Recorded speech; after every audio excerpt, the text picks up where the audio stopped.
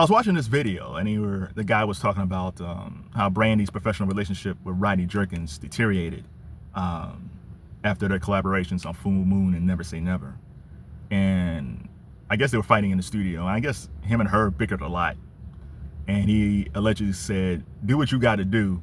I can make more money with Beyonce," or something like that. I can sell more records with Beyonce. It's like, wow, that is harsh.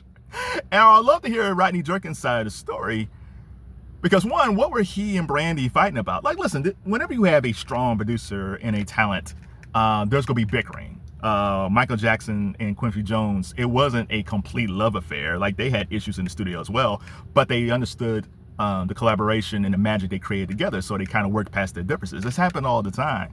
But to get to the point where Brandy and Rodney Jerkins was, when he was like, "I'm out," that's like Janet Jackson and Jim Jam and Terry Lewis breaking up after Rhythm Nation. That's like Quincy Jones saying, "I'm out" to Michael Jackson after Off the Wall.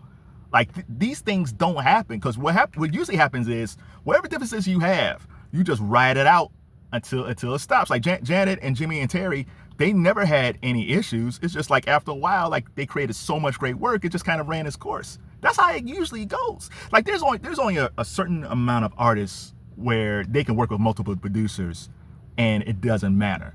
Madonna's like that, Usher's like that, Bieber's like that, Chris Brown's like that, where they're able to work with a multitude of different producers and they have such a good ear for music, it really doesn't matter. And then you have other people who has a great symmetry with a producer, where it's just absolute magic. Like, I love Karen White, but the work that she did with Ellie and Babyface was better than the work she did with Jim Jam and Terry Lewis. And I love that album she did with Jimmy and Terry, but it's not the same. Like, Romantic is fantastic, but it's not the same as Superwoman. So whenever you find that synergy with a producer, I say whatever differences you had, you work it out. And to be honest, I feel like Rodney Jerkins doesn't get enough credit for those two albums. Usually when you talk to Brandy fans, they allude to that she's the vocal Bible and she's the main architect for those albums. I do feel like Brandy was a major contributor to those albums, but it was Rodney Jerkins. Like, he's the producer, he's the architect of all this stuff. Especially when you talk about the stacked vocals, because people say all the time, "Oh my God, Brandy's stacked vocals." And they're like, yeah, her stacked vocals, what she did with Rodney was fantastic, but she didn't invent that. The Beach Boys did it first. Brian Wilson and the Beach Boys. I know some of y'all are not going to listen to the Beach Boys, but Brian Wilson did that first, especially on albums like Pet Sounds, where he stacked their vocals as a group. And then the Beatles, they heard that, because the Beatles were super successful at that time, but they listened to what the Beach Boys was doing. And Brian Wilson is like, "We need to do the same thing, George, Ringo, we got to do it too."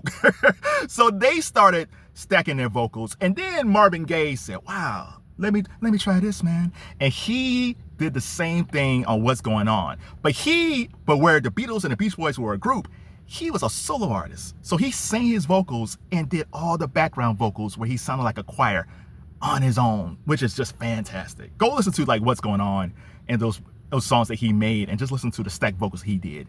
And then Michael Jackson was like, "I want to do that." And then oh my God, like, go listen to like anything that's a cappella from like Off the Wall or Thriller, and hear how Michael Jackson just stacked his vocals just like Marvin Gaye, where he would sing the lead and then he has different pitches when it came to the background vocals, which was just like Marvin Gaye. Now we get to Brandy and Darkchild, and then they perfected it their own way. But no, Brandy Norwood did not create this whole stacked vocals thing. It came from the Beach Boys and the Beatles and Marvin Gaye and Michael Jackson. And Rodney Jerkins took what he heard from Michael Jackson and gave it to Brandy. And I do think Rodney Jerkins kind of gets the short shrift whenever everybody's praising Brandy. Now, again, if you're a Brandy fan, you love Never Say Never and all that stuff, that's fantastic. You know, I'm not trying to poo-poo on your parade, but, you know, we have to give Rodney Jerkins his due. And then after that, Rodney was producing Michael Jackson and worked with Beyonce and different people.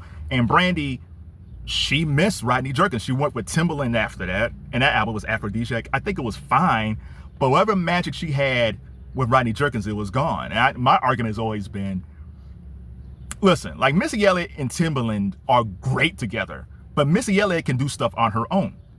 And Brandy with Rodney Jerkins was fantastic, but Brandy needs the work of a strong producer. She had it on that first album. That first album is still my favorite Brandy album. It was produced by Keith Crouch.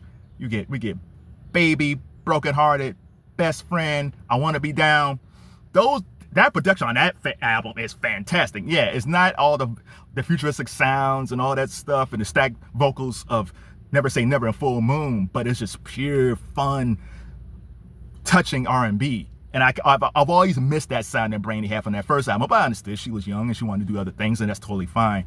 But for me, if you ask me which album that I would love to listen to on a regular basis, I can only choose one Brandy album. It's the first album. But she's one of those people that need to be connected to a strong producer. Like, my favorite Brandy song might be Talk About Our Love with Kanye West, like Young Ye, Backpack Ye. I love that video. I love that song. But again, she needs to work with somebody that's a strong producer, because I don't think, even with all the vocal Bible stuff, she can't do this stuff on her own. So what do you guys think? What do you guys think? What in the, if you know the whole history between Rodney Jerkins and Brandy, do you know why? What in the world were they arguing about for him to leave? If you got Brandy's book, what you think about it? And if the Brandy albums, the debut album, Full Moon, and Never Say Never, which one is your favorite?